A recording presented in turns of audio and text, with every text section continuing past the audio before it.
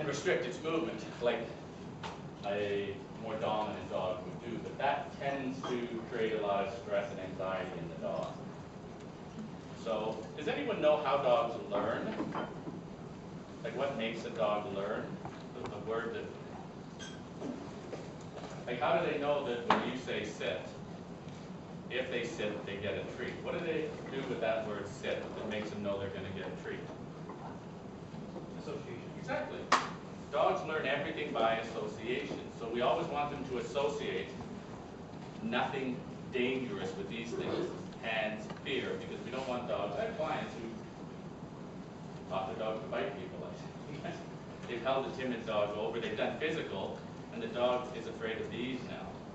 So someone reaches down to pet the dog, and the dog snaps at them because it's waiting for, it's associating being grabbed, held.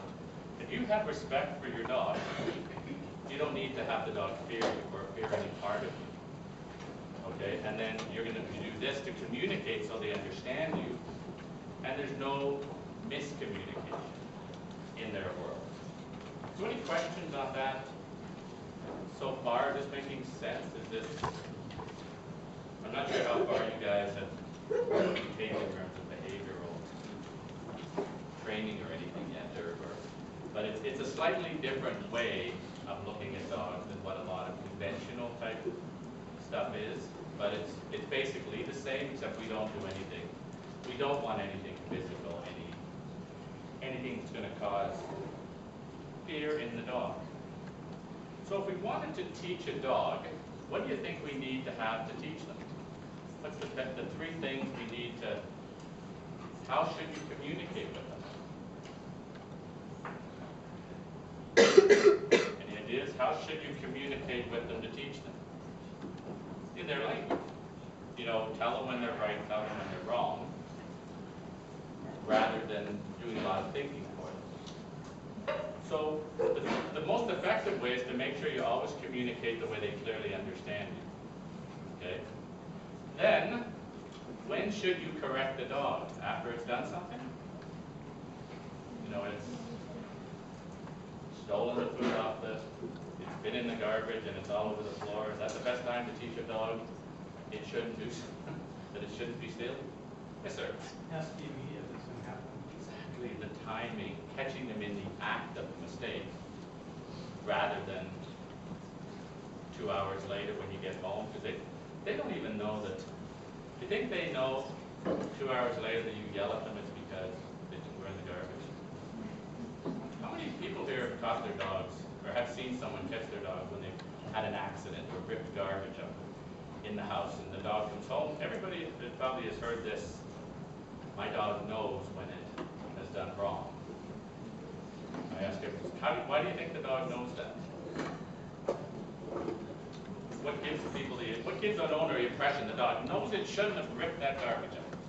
It's probably your body language and the dog agrees. What's the dog telling us that it knows, oh sorry, I shouldn't have done that, but I don't know what you did to me, but I ripped your garbage apart. You know, you walk in and what's the dog doing when it sees you? Well, its head down, and everybody says, is that what you were going to say, that the dog sits, right? Yeah. Well, you know what what do you think the dog is associating when it sees you and that garbage? What happens the first couple times you see either a little deposit on the floor or garbage ripped apart? We yell at them, right? Stop that. We get excited. So what do you think the dog is expecting from you when you see that garbage? Any ideas? Do you think it's associating craziness, that you're going to be yelling, you're going to be screaming, you're going to be... So it's waiting for what's coming. It's not, oh, sorry, I did that 5 hours ago. I don't know what got into me. Because that's what you think. You know, they might have just done it. They might have done it an hour after you left, so they won't work all day. But you come in and see you, and they're waiting for the... Here comes the yelling, the screaming, the grab me by the collar, taking me to my crate, putting me in my crate for a timeout. So it's just actually associating what's coming. Not that I know I shouldn't have done this, because they don't think like this. See, we're humans, and we know it's doing it because it's mad. they don't get mad at us that way. They'll stress and do different things, but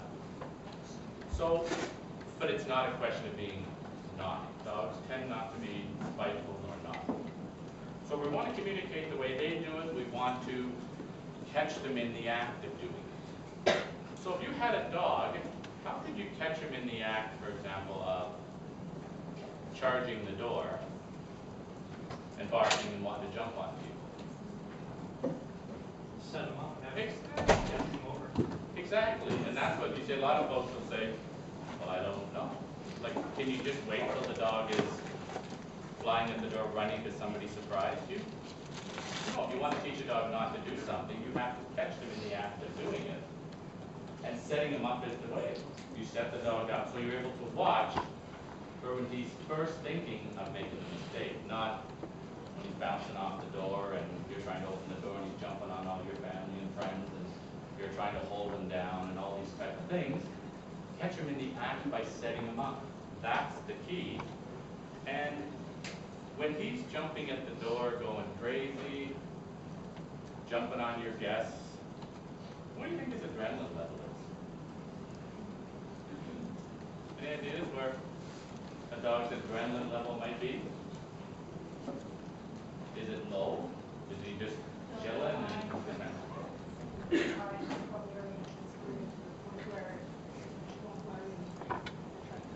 exactly.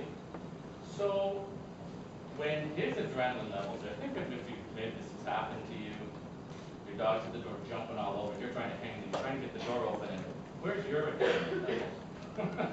It's right with the dog, right? It's pumping away because I'm embarrassed, I gotta get the door because my mother's up there and I have to put the damn dog away and I gotta make sure he doesn't run outside. And so you're pumping away and the dog's pumping away, so neither of you are gonna learn a thing. But if you set him up and catch him when he's thinking, it allows you to stay in a calm zone. Because a dog's adrenaline looks like this.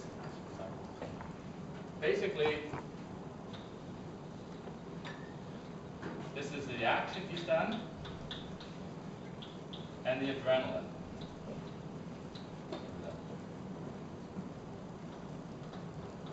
As an action increases, the adrenaline increases. So when a dog is jumping at the door, guess where he is? He's maxed out adrenaline.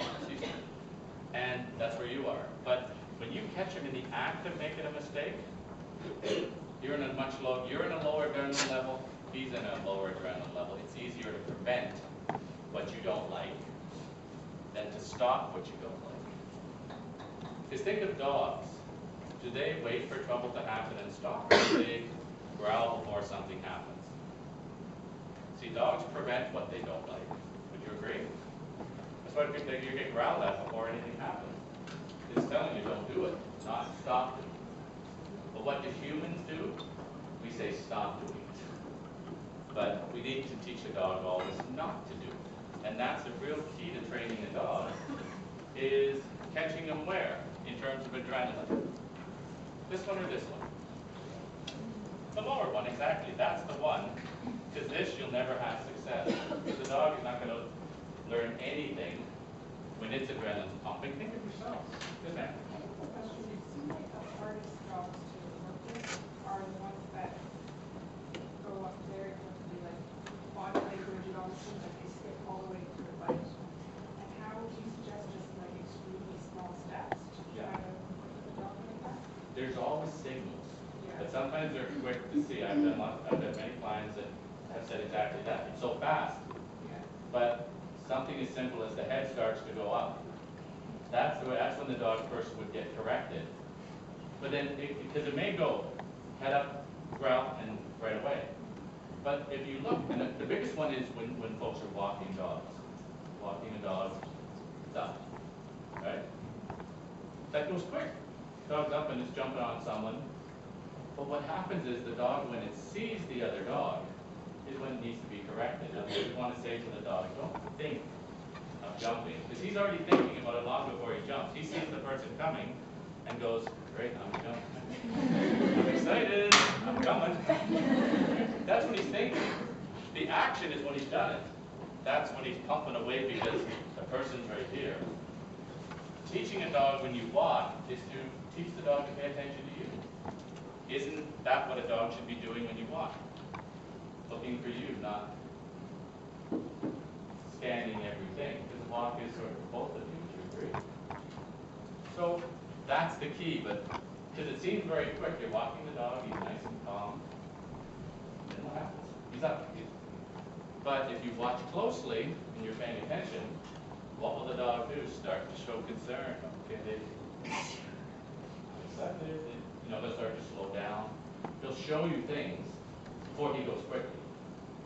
Now there are times when a dog though will go right to the escalation. I have a client who is, as I say, taught his dog to bite people. And how did I do that? I said by being physical. I explained it to him. So when a stranger went to pet the dog, guess what the dog did? Because he didn't have time to growl or warn, he bit me. Because the hand was right here. Does he have time to warn? No. Because dogs snap, they can't say, get your hand away. So that's the key, but it's taking away that fear out of the dog so that someone pets your dog. He's not going to be afraid of these things. You see, we never want dogs to associate fear with people. And if you get really physical with the dog, fear happens. Here's a true story. I had a client